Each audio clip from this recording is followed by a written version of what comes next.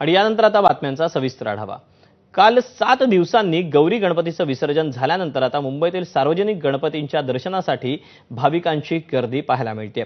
मुंबईतील प्रसिद्ध अशा लालबाग राजाच्या दर्शनासाठी गर्दी वाढली। गणेशोत्सवाच्या 8व्या दिवशी लालबागच्या राजाचं दर्शन घेण्यासाठी भाविक मोठ्या संख्येने दाखल झाले, तर दुसरीकडे सेलिब्रिटी आणि राजकारणी देखील लालबाग राजाच्या दर्शनासाठी येणं सुरूच आहे।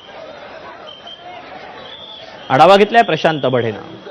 7 दिवसाच्या गणपती बाप्पाला निरोप दिल्यानंतर दरवर्षीप्रमाणे याही वर्षी आज आपण जर बघितलं तर लालबागच्या राजाला हजारो गणेश भक्तांची गर्दी पाहायला मिळते आहे।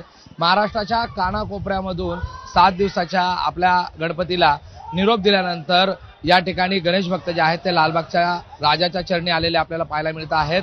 अगदी पहाटेपासूनच हजारोच्या संख्येने मुखदर्शनाची रांग असेल, VIP रांग असेल किंवा रहिवाशी गेटची रांग असेल, इथे मोठ्या प्रमाणात अशाच प्रकारची गर्दी जी आहे ती झालेली आपल्याला पाहायला मिळते आहे।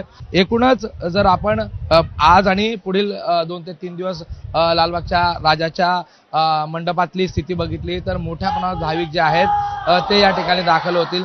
जसा जसा आजचा दिवस पुढे सरकेल, आता साधारणतः 2 ते 3 तास या ठिकाणी या रांगेमध्ये भाविक जे आहेत ते उभे राहून त्यांना दर्शन मिळत आहे। मात्र पुढे ही गर्दी आणखीन मोठ्या प्रमाणात जी आहे ते होण्याची शक्यता आहे। त्यामुळे पोलीस प्रशासन सतर्क आहे आणि स्वयंसेवक देखील मोठ्या प्रमाणात या ठिकाणी नेमण्यात आलेले आहेत।